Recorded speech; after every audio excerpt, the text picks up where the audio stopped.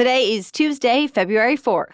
We'll tell you why President Trump decided to pause tariffs against America's top trade partners, and new pushback over his plan to close one government agency. Also, where people are seeing more than a month's worth of rain in just a couple of days. Plus, a new government investment fund could end up saving TikTok. OpenAI is figuring out how to be persuasive. And big moves in the NBA, including what's considered the most shocking trade of all time. Those stories and even more news to know coming up. Welcome to The Newsworthy. All the day's news in around 10 minutes. Fast, fair, fun, and on the go. I'm Erica Mandy. Thanks so much for being here. You ready? Let's do this.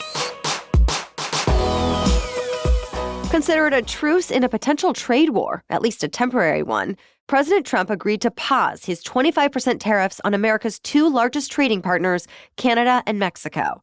This is generally considered good news, since economists had warned the tariffs could have had massive impacts on the economies of Canada, Mexico, and the U.S., likely causing inflation and even recessions. The pause is set to last 30 days while the countries work toward agreements on border security and drug trafficking. Already, Canada and Mexico have promised to send more authorities to patrol their borders with the U.S. The 10% tariff Trump ordered on China is still set to go into effect as scheduled today. Meanwhile, President Trump also threatened to tax imports from the European Union, to which the EU promised to respond firmly. You know how we told you the Trump administration was moving to shut down the U.S. Agency for International Development? Well, now U.S. aid workers are being locked out of their headquarters.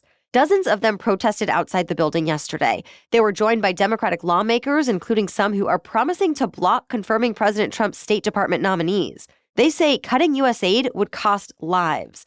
But Republicans have criticized the agency's work, saying it's wasteful of taxpayers' money. They've specifically cited certain programs it's funded, like one that spent $2.5 million on electric vehicles in Vietnam, and another that sent $1.5 million to a Serbian pro-LGBT group. Though billions of dollars also go to humanitarian aid, healthcare initiatives, agriculture, education, and infrastructure projects. For now, Secretary of State Marco Rubio says he's now the acting head of USAID. He told Congress some parts of the agency might be absorbed by the State Department, and the rest may go away for good. Separately, reports say President Trump will sign an executive order today to withdraw the U.S. from the UN Human Rights Council. He will also stop sending money to the UN Relief and Works Agency that provides services to Palestinian refugees in the Middle East. Trump and other leaders have accused both organizations of having a bias against Israel.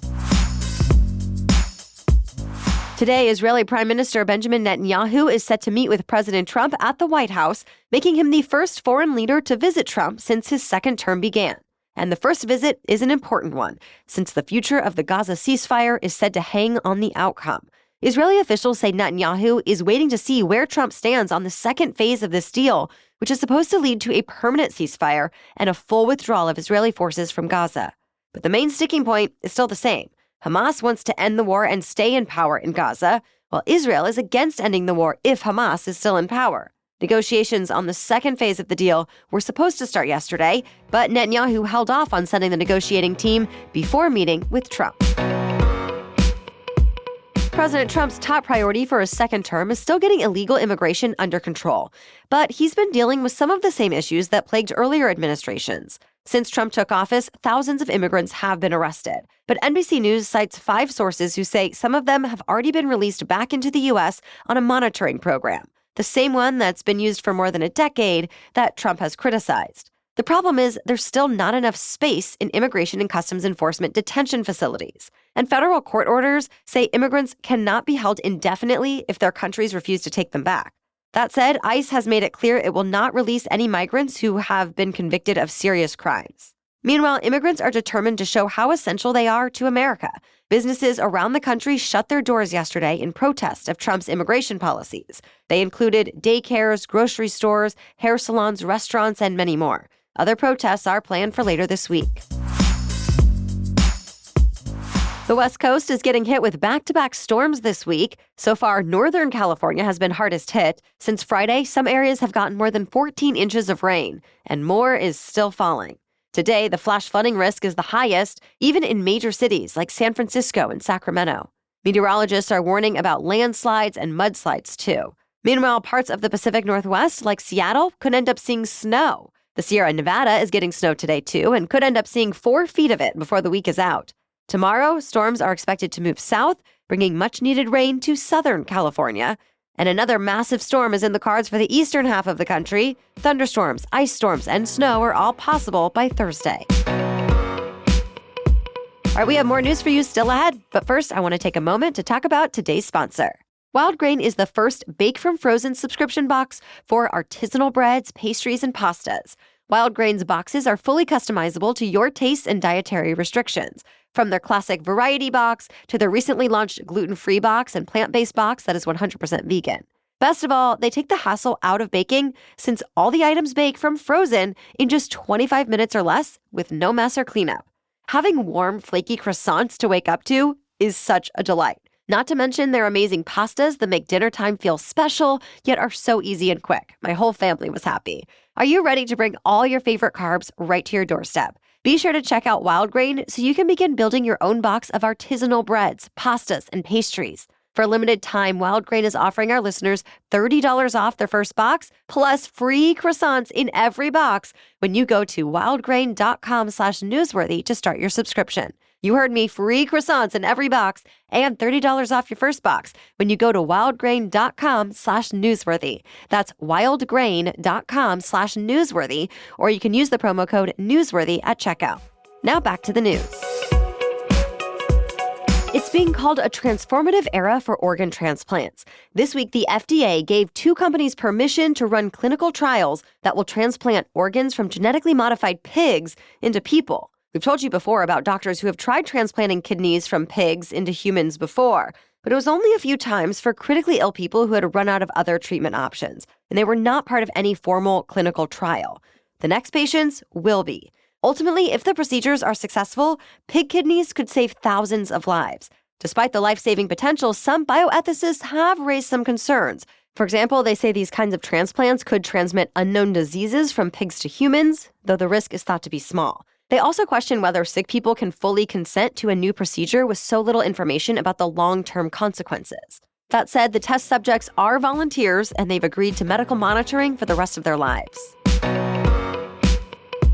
There's a new potential buyer that could save TikTok in America, the U.S. itself. President Trump signed an executive order yesterday creating the country's first sovereign wealth fund, and he suggested it could be used to buy TikTok from its current Chinese owners. Though Trump did not give many details on how the fund would work, like where the money would come from. Typically, countries who have these kinds of funds rely on a budget surplus to make investments. But as you know, the U.S. operates at a deficit. In the past, Trump has said it could be used to invest in highways, airports, manufacturing hubs, medical research, and now apparently TikTok.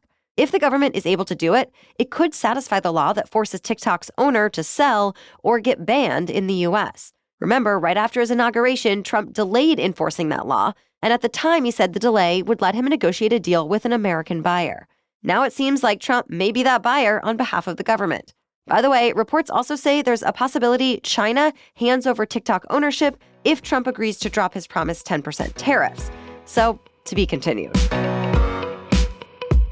Artificial intelligence is taking on another new job, research analyst. OpenAI unveiled a new tool called Deep Research. It can apparently do time-consuming online research about everything from complex science questions to car recommendations. And it will create an in-depth report to summarize its findings. For now, Deep Research is only available to certain paying customers. Meanwhile, OpenAI has been testing out how persuasive it can be online. The company went to Reddit and created a test on the forum called Change My View. There are millions of members who post propositions on subjects ranging from politics and economics to social norms to AI itself. Well, OpenAI says it collects user posts and asks its AI models to write replies to change the user's mind on a subject. The company then shows responses to testers to decide how persuasive the argument is. It also compares the AI model's responses to human replies for the same post. OpenAI says the goal is to actually make sure its models don't become too persuasive so they don't become dangerous. The NBA is facing a massive shakeup ahead of this week's trade deadline. Already, there's been what many are calling the most shocking trade in NBA history. The Dallas Mavericks traded 25-year-old Luka Doncic to the Los Angeles Lakers. Doncic was an MVP contender and the clear face of the franchise. Well, he was traded anyway, with the Mavericks GM Nico Harrison saying he wanted to improve the team's defense and culture. In return, the Mavericks got a package that included Anthony Davis, who is about to turn 32. It was the first time two reigning All-NBA players were traded for another in season, and even Davis and Doncic were apparently shocked by the news. But it may not end up being the biggest deal of the year. There's also been a lot of interest in other big-name stars, like Jimmy Butler and Kevin Durant. Plus, there are a lot of eyes on LeBron James, though James is one of only 2 players in the league with a no-trade clause, so it's up to him if he wants to be traded or not. Other big moves that have happened so far include De'Aaron Fox leaving Sacramento for San Antonio and Zach LaVine leaving Chicago for Sacramento. The NBA trade deadline is this Thursday. Well, that's it for the main news today, so now it's time for Trivia Tuesday, when we ask a different trivia question every week. But first, thanks to our sponsor, Quince. I am over the days of buying something super cheap to wear once or twice, and then it either falls apart or it's just not trendy anymore. Now, I like quality, even a little luxury, though I still need it to be affordable. And that's where Quince comes in. Quince offers a range of high-quality items at prices within reach, like 100% Mongolian cashmere sweaters from $50, washable silk tops and dresses, organic cotton sweaters, and 14-karat gold jewelry. The best part? All Quince items are priced 50 to 80% less than similar brands. By partnering directly with top factories, Quince cuts out the cost of the middleman and passes the savings on to us. And Quince only works with factories that use safe, ethical, and responsible manufacturing practices and premium fabrics and finishes. I love that.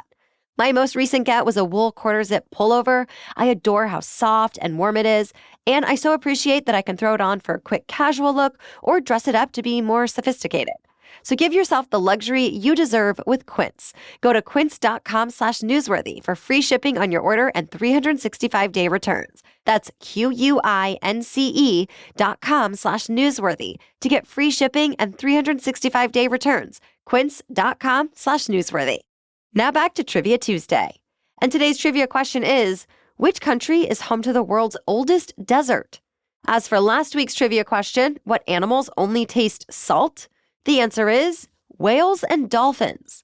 That's obviously different from humans and most other animals that can perceive 5 main tastes: sweet, savory, bitter, sour, and salty. But at some point in their evolutionary history, around 50 million years ago, a mutation changed dolphins and whales' taste buds. Researchers found the genes that code for taste are so damaged they don't work, except for the genes that let them taste salt. Since dolphins and whales usually swallow their prey whole, scientists speculate they may not have had much use for taste except for salt, which can help regulate blood pressure and sodium levels. Still, the findings came as a surprise to researchers, who noted that tastes like bitter can often help animals detect poisonous substances. Still, tasting only salt has worked out for dolphins and whales for tens of millions of years. Thanks for joining us to get caught up on the news today. We'll be back tomorrow with the latest news to know. Until then, have a great day.